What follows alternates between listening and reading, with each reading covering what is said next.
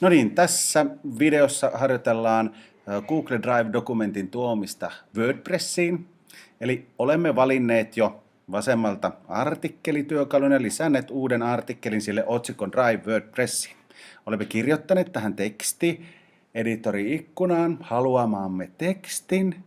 Ja idea on siis se, että tästä lataat tästä sanasta tai sanoista klikkaamalla vastaanottaja saa ladattua itselleen PDF-tiedoston, joka sijaitsee Google Driveissa.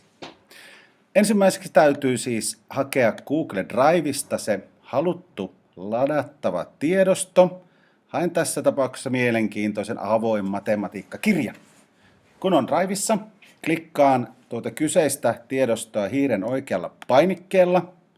Tämän jälkeen valitsen ja-vaihtoehdon. Englanniksi se on sitten share.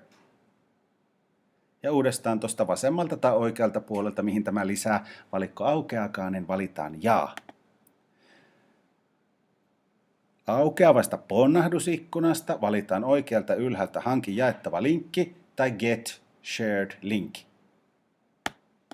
Klikataan sitä, jonka jälkeen tulee ilmoitus, että linkin jakaminen on päällä ja tuohon keskelle avautuu tai ilmestyy tuo latauslinkki. Kopioin tuon sinisen latauslinkin joko painamalla Ctrl+C tai hiiren oikealla painikkeella kopioi. Tämän jälkeen voidaan mennä takaisin sinne omaan blogiin, jossa juttu odottaa vaan tiedostoa liitettäväksi. Valitsen eli maalaan tuon tekstin, josta klikkaamalla tuo tiedosto sitten voidaan ladata.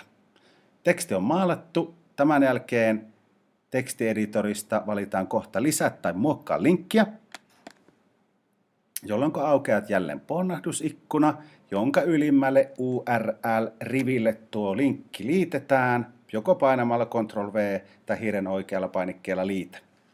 Kannattaa laittaa tuo lisävalinta avaa linkki uuteen ikkunaan tai välilehteen päälle, koska silloin tuo tiedosto latautuu eri ikkunaan kuin tuo blogi itsessään. Tämän jälkeen valitaan oikealta alhaalta lisää linkki.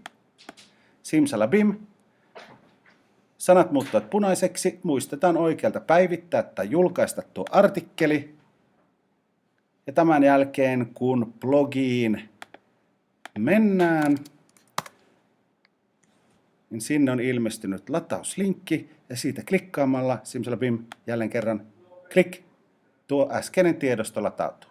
Näin helppoa se on.